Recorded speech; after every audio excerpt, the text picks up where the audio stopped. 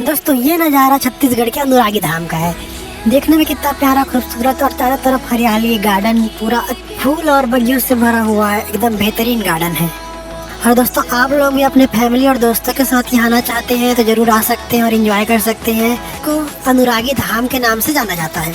ये बहुत ही अच्छा जगह है, एक धार्मिक स्थल के नाम से जाना जाता है जो छत्तीसगढ़ में स्थापित है।